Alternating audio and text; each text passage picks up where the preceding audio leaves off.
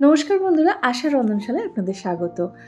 শীতকাল মানে কড়াইশুঁটি, আর কড়াইশুঁটির দিনে কচুরি, ফ্রাইড রাইসে যেমন আমরা দিয়ে থাকি, কড়াইশুঁটি দিয়ে আলু দিয়ে একটা কিন্তু চটপটা মজাদার একটা রেসিপিও কিন্তু বানানো যায়। চলুন আপনাদের সঙ্গে সেটা শেয়ার করছি।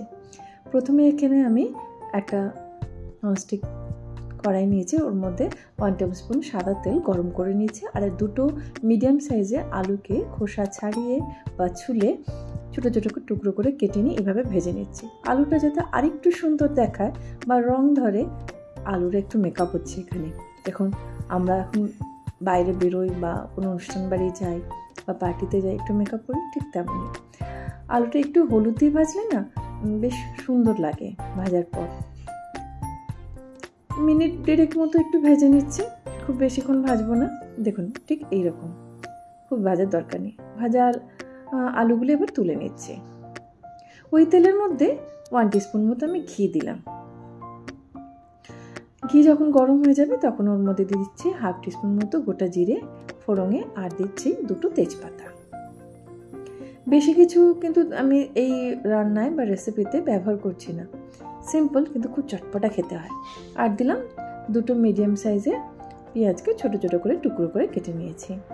এটা দিয়ে একটু ভালোভাবে ভেজে নিচ্ছি। ওই ভালোভাবে ভাজা মানে একটু পেঁয়াজের রঙটা পরিবর্তন হওয়ার অপেক্ষা, কারণ আমি তো রান্নায় আপনারা লক্ষ্য করবেন খুব বেশি তেল বা মশলা ব্যবহারটা করি না। সেই 1.5 থেকে 2 মিনিটের মধ্যে দেখবেন পেঁয়াজটাও কিন্তু রঙটা বদলে ফেলেছে। এবার ওর মধ্যে দিয়ে দিচ্ছি, এখানে একটু বেশি বলবো কি, একটা বড় সাইজের টমেটো, 2টো কাঁচা লঙ্কা, 1/2 ইঞ্চি আদা, 5 কোয়া রসুন, আর 4 থেকে 5টা কাজু, সব একসঙ্গে পেস্ট করে নিয়েছি, কোনো ঝামেলাই রাখিনি। আর দিলাম 1/2 টিস্পুন না 1/4 চামচ মতো হলুদ, 1/2 টিস্পুন লঙ্কা গুঁড়ো, 1 টিস্পুন মতো কাশ্মীরি রেড চিলি পাউডার রঙের জন্য, আর দিলাম 1/2 টিস্পুন ধনে। সব কিছু গুঁড়ো মশলা দেওয়ার পর ভালোভাবে সব মশলাটা আমি কষিয়ে নিচ্ছি। মশলাটা যাতে পুড়ে না যায়, মিক্সার গ্রাইন্ডারে অল্প পরিমাণে একটু জল দিয়ে সেটা ধুয়ে দিয়ে দিচ্ছি। এবার ভালোভাবে সব কিছু মিশিয়ে নিচ্ছি, মিশিয়ে নিয়ে এটাকে একটু কষিয়ে দিচ্ছি। মশলা কষাতে থাকবে আমাদের মেন হিরো, মানে আমাদের এই আজকের নাটকের কড়াইশুঁটি। 1 কাপ পরিমাণ কড়াইশুঁটি, সেটা দিয়ে দিলাম। মশলা কষার সঙ্গে সঙ্গে কড়াইশুঁটিটাও সেদ্ধ হয়ে যাবে। আমি কড়াইশুঁটি ছাড়িয়ে নিয়ে ডিপ ফ্রিজে রেখে দিই, তবে বেশি দিনের জন্য রাখি না, আমি হাতের কাজের সুবিধার জন্য আগে থেকে ছাড়িয়ে রাখি। 1 টিস্পুন মতো আমি দিলাম নুন, কারণ আর পরে আর নুন দেবো না। নুন দিলে কড়াইশুঁটিটাও যেমন তাড়াতাড়ি সিদ্ধ হয়ে যাবে, আর মশলা কষার সঙ্গে সঙ্গে ভালোভাবে মিশেও যাবে। মনে হচ্ছিল জলের পরিমাণটা একটু কম আছে, তাই আর একটু আমি জল দিলাম।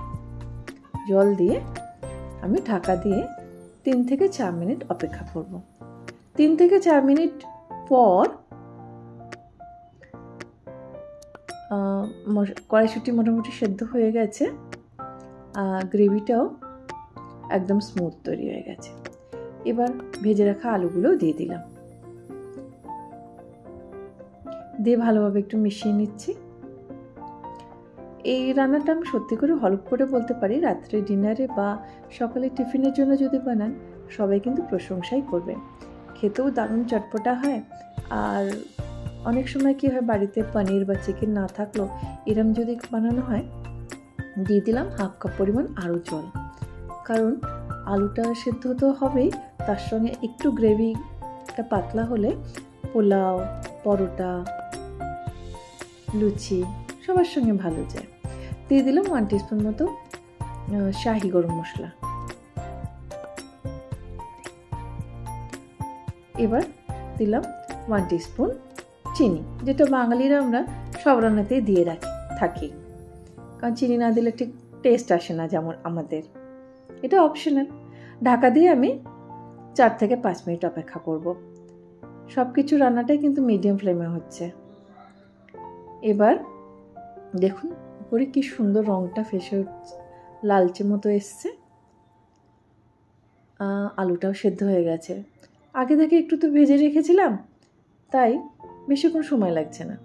আর উপর থেকে একটু দিয়ে দিলাম শীতকালে একদম স্পেশাল জিনিস, যেটাকে বলে ধনেপাতা। সারা বছরই পাওয়া যায়, কিন্তু শীতকালে দেখবেন তার এটাই আলাদা হয়। শীতকালে ধনেপাতার স্বাদই আলাদা।